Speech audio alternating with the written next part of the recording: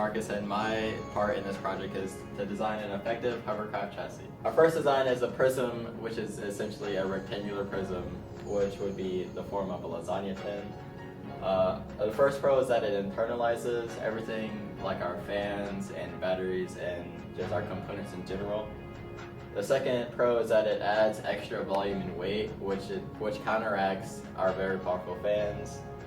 And our third point is that we did not find this in research at all, so it's original. Our second design is a flat design, which would basically be a cardboard sheet or something like that.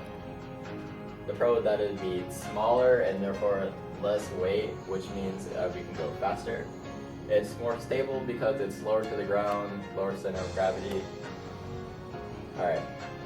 The third design would be applied to either the prism or flat, and it's called the dinghy, which essentially is just cutout, like triangle cutouts of the prism or flat design, which would essentially make us more aerodynamic. So in the end, we decided to go with the prism design, one, because we already had a lasagna tin, and two, it was just simple. My name is Andrew, and I was in charge of creating a skirt design for a hovercraft. And the problem I had to solve was to create an effective skirt that would lift the hovercraft as well as keep it stable while in motion. The first design that we came up with was the full base design, which would use a trash bag for material, and the trash bag would be attached to the craft around the edges right here, and it would cover the entire bottom of the craft. We thought about pinning it at the center to counteract the ballooning effect, which would make it a little bit less stable. So pinning it would make it more stable.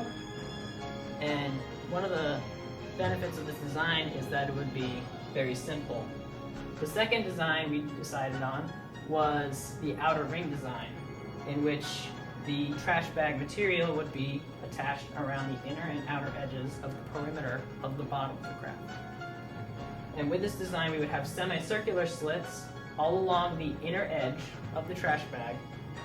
And a con of this, of course, is that it's a lot more complex than the full base design. But we did find this a lot in our research, and it was one of the most frequently used for practical hovercrafts. And it would give a lot more stability to the craft. Our third design is the solid state skirt, in which we would use the volume under the overturned lasagna tin to contain the higher pressurized air. This would require, of course, no extra materials besides the lasagna tin, and it would require no work, but it could potentially not have enough lift to keep the hovercraft in the air. So when deciding on what design to implement, we started with the solid state skirt because it required no extra work and materials. And we found that when testing the hovercraft prototype, that it was fine with just the solid state skirt. It would lift and it had enough stability. So we decided to just go with the solid state skirt. Hello, my name is Mino Smith, and I was faced with the challenge of coming up with an effective steering mechanism for our hovercraft. Now we came up with two designs, a one-fin and two-fin rudder mechanism, and I'll explain the one fin to you right now. So it uses horizontal stabilizing bars to help house our one rudder in the center of the steering box.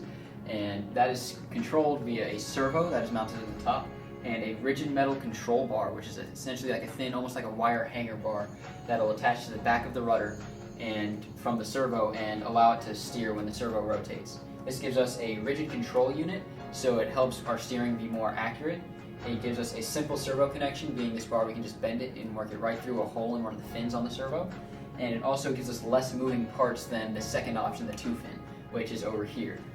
The two-fin mechanism uses, as I said, two separate fins that come off the back of our steering box that are each controlled with a rigid stabilizer bar, kind of like that wire hanger bar, and it would be bent on the outsides with string connectors going from two separate opposite fins on the servo. So as the servo rotates, it will pull one fin and go slack to the other side, therefore pulling the entire mechanism, angling it to one or either direction.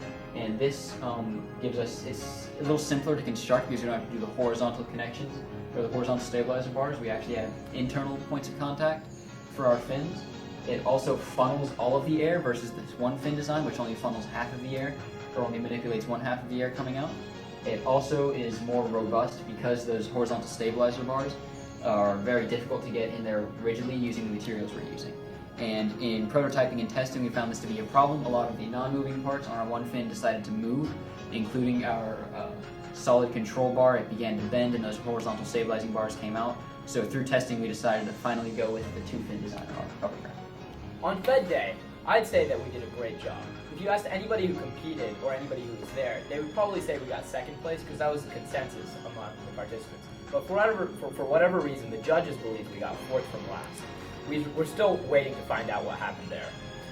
As for what we would do differently if we had a do-over, I would personally want to make a smaller hovercraft. Our hovercraft ended up being close to 4 times the size of the average hovercraft and over double the weight. And I think that kind of nipped us in the butt because obviously there's more hovercraft that we need to haul with our power. And lastly, for future freshmen, I would recommend that they explore multiple designs before committing to one.